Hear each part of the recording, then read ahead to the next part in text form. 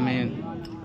اور صاحب خانہ نے جن کو ثواب پہنچانے کے لیے اس محفل پاک کو منعقد کیا ہے، رب تبارک و تعالیٰ ان کی بے حساب مغفرت عطا فرمائے، صاحب خانہ کے گھر میں رزق میں روزی میں خیر و برکت عطا فرمائے۔ کچھ سننے اور سنانے سے پہلے ایک مرتبہ آئیے ہم اور آپ درود پاک پیش کریں۔ اللہم صلی علی سیدنا و شفینا مولانا محمد بارک وسلم صلاۃ و سلام علیک یا رسول اللہ یا حبیب اللہ صلی اللہ علیہ وسلم۔ اگر ابھی سماج میں دیکھا جائے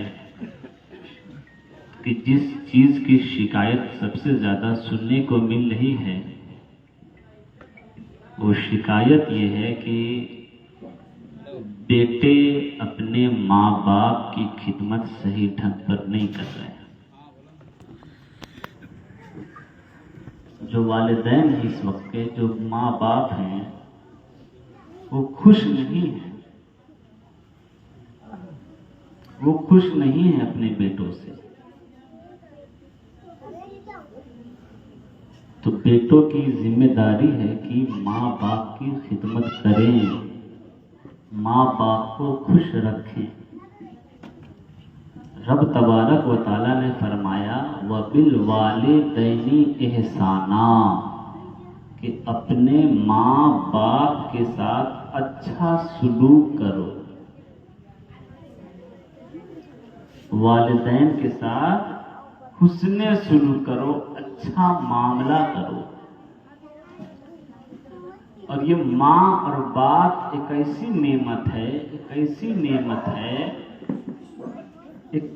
اتنے سکون کا نام ماں باپ نے رکھا ہے کہ اگر ماں باپ نہ ہو تو گھر ویران لگا کرتا ہے۔ ہمارا گھر بہت عالیشان ہو، دروازے پر 4 ویلر بھی ہو، لیکن ماں نہ ہو، باپ نہ ہو تو گھر میں وہ چہل پہل، وہ رونق نہیں ہوتی ہے۔ تو ماں باپ اللہ کی بہت بڑی نعمت کا نام ہے۔ جن کے ماں باپ زندہ ہیں یقیناً بڑے خوش نصیب لوگ ہیں وہ، اور جن کے ماں باپ خوش ہیں اس سے بڑا خوش نصیب تو کوئی ہے ہی نہیں ہے۔ اس لیے کہ رسول اللہ صلی اللہ علیہ وسلم فرماتے ہیں کہ ماں باپ کی خوشنودی میں رب کی خوشنودی ہے، یعنی ماں باپ راضی ہے تو خدا بھی راضی ہے، محمد مصطفیٰ بھی راضی ہے۔ اگر ماں باپ ناراض ہیں تو بیٹا جتنا چاہے مکہ جا کر حج کر لے، جتنی نمازیں پڑھ لے، جتنا روزہ رکھ لے، غریبوں کو کھلا دے، کوئی نیکی قیامت کے دن کام آنے والی نہیں ہے اگر ماں باپ دکھی ہیں آپ سے۔ اور آج ہمیں تو ہر ایک سے کہنا پڑتا ہے نا، کوئی حاجی صاحب حج کرنے جاتے ہیں تو کہنا پڑتا ہے کہ حاجی صاحب آپ حج کرنے جا رہے ہیں، ہمارے لیے دعا کیجیے گا۔ بستی کے مولانا صاحب، امام صاحب، ان سے کہنا پڑتا ہے کہ امام صاحب ہمارے لیے دعا کیجیے گا۔ کوئی مولانا صاحب ہیں، ان سے کہنا پڑتا ہے، ہر ایک سے کہنا پڑتا ہے کہ دعا میں یاد رکھیے گا۔ لیکن اسی زمین کے اوپر، اسی دھرتی کے اوپر کچھ ایسی ہستیاں ہیں جنہیں کہنا نہیں پڑتا ہے، وہ ماں ہے، وہ باپ ہے۔ ماں باپ کے ہاتھ ہمیشہ دعا کے لیے اٹھے رہتے ہیں، اور ماں باپ دعا کرتے۔ حدیثوں کے اندر آتا ہے اللہ ماں باپ کی دعا کو خالی نہیں لوٹاتا ہے۔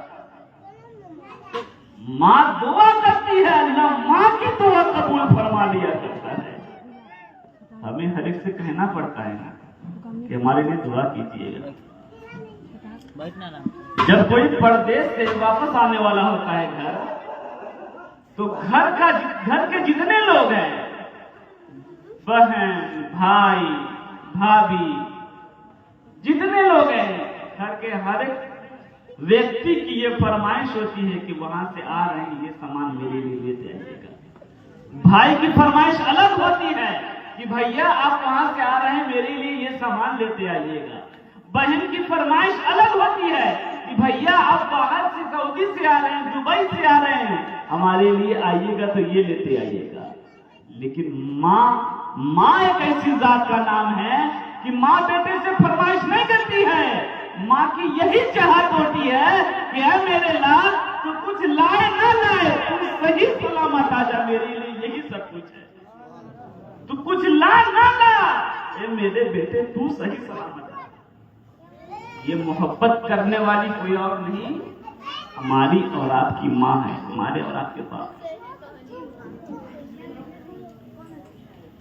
ماں کے ہاتھ میں جو سواد ہے وہ 5 اسٹار ہوٹل میں وہ ذائقہ نہیں ملے گا۔